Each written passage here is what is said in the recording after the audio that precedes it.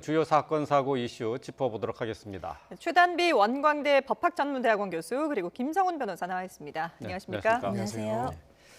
자, 오늘 먼저 살펴볼 주제는 이명박 전 대통령의 어제 항소심 선고가 있습니다. 다스 자금을 횡령하고 삼성 등에서 뇌물을 받은 혐의로 기소된 이명박 전 대통령이 2심에서 역시 실형을 선고받고 다시 재수감됐습니다. 선고 형량은 1심보다 다소 늘어났어요.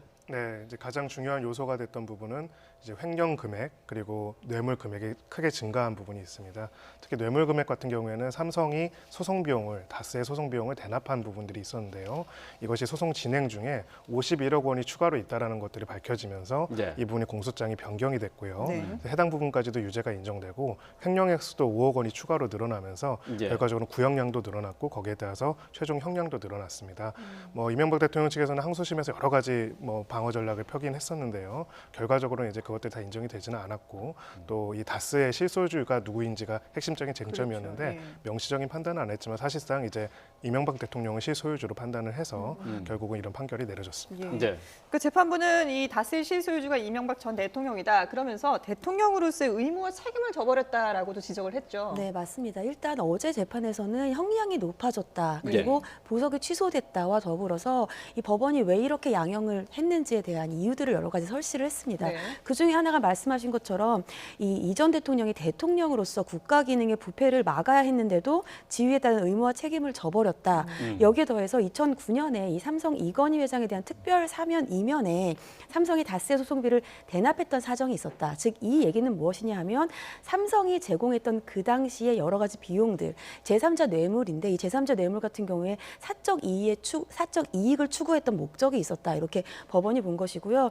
특히 특별 사면 권한이라고 하는 것은 대통령이 갖고 있는 특별한 권한인데 이러한 특별한 권한이 공정하게 행사되지 않았다는 여러 가지 의심을 받고 있고 여기에 더불어서 이 이명박 전 대통령 같은 경우는 1심부터 2심까지 일관되게 모든 혐의를 부인을 했습니다. 네. 부인을 하면서 자신이 함께 있었던 다스의 직원이라든지 아니면 함께 일했던 공무원들에 대해서 모든 책임을 전가하는 이러한 부분들에 대해서도 양형이 불리하게 작용했다. 네. 이렇게 네. 설명을 했습니다. 네. 이명박 전 대통령의 재판 2심 항소심은 되게 길게 진행이 됐어요. 1년 한 4개월 정도 네, 기간이 그렇습니다. 걸렸는데 이제 이거는 이명박 전 대통령 측에서 이 증인들 신청을 무더기로 하면서 이렇게 재판이 지연된 것 아니겠습니까? 네, 어떻게 보면 2심 재판부 같은 경우에는 이명박 대통령의 피고인으로서의 방어권 행사를 최대한 보장을 해줬습니다. 어떻게 보면 보석도 허가를 해줬고요. 네. 그리고 이제 피고인 측 증인에 대해서는 보통 채택 여부에 대해서 검찰 측 증인이랑 다르게 조금 엄격하게 판단한 부분들이 있는데 거의 모든 증인 신청을 다 받아들여져서 예. 너무 길어지는 것이 아니냐라는 그런 비판도 있었는데요. 네네. 결과적으로는 이제 어떻게 보면 이 재판이라는 것이 결론도 중요하지만 결론에 이르기까지의 과정도 중요하지 않습니까? 그러니까 결국은 이렇게까지 방어권 행사를 충분히 다 보장해서 그쪽 증인들의 말을 다 들어봤다. 그렇지만 유죄다.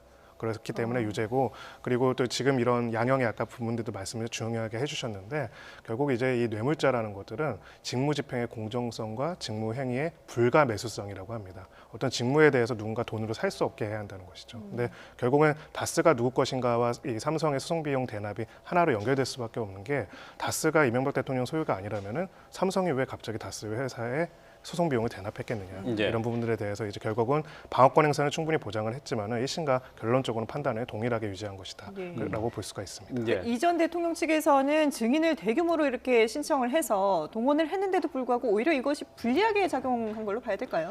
네, 결국은 이제 뇌물죄에서 제일 중요한 거는 증언의 신빙성을 탄핵하는 거고요. 네. 그렇기 때문에 자기 측에 유리한 증인들이 많이 신청을 한 것입니다. 네. 하지만 이제 이 각각의 증언의 신빙성이나 미세하게 다른 부분들도 밝혀낸 부분이 있었겠지만 더 중요한 거는 근본적인 이 구조에 있는 것이죠. 네. 결국은 이게 다스가 이명박 대통령의 실제 소유주가 아니었다면은 이런 일들이 벌어졌을까라는 것에 합리적인 추론을 해봤을 때 결국은 그 23명의 증인으로도 불구하고 증인 신문에도 불구하고 재판부의 유죄의 심증을 뒤집지는 못했다 이렇게 볼 수가 있습니다. 네, 조금 제가 좀 첨언을 드리자고 네. 한다면 이 처음에 이 대규모 증인을 신청했을 때 사실은 비판도 있었어요. 예, 예. 왜냐하면 그 당시에 이 조건부 보석을 할 수밖에 없었던 이유가 구속 기간이 얼마 남지 않았습니다. 네. 40일 정도가 남은 상황이었는데 대규모의 증인을 신청을 했어요. 그러면 지금 이 증인을 신문을 해야 되는데 증인을 신문하기 전에 항소심이 끝날 수가 없습니다. 그러면 어쩔 수 없이 구속 기간이 만료되고 그러면 석방한 채로 즉 불구속 상태에서 재판을 받아야 되는데 법원 입장에서는 그렇게 하기보다는 조건부로 조건을 걸고 석방을 하는 게 낫겠다 싶어서 보석을 한 건데요. 네.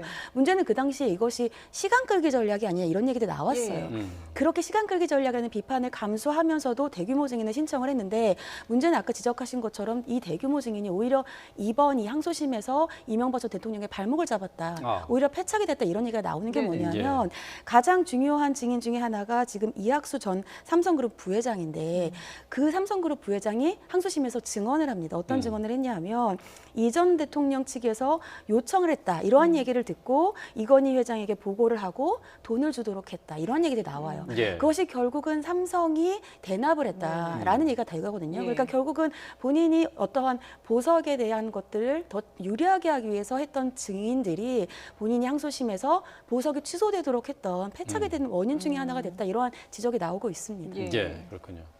자, 이명박 전 대통령 재판이 끝나고 나서 한 7분여 동안 재판정을 떠나지 못했다고 하는데요.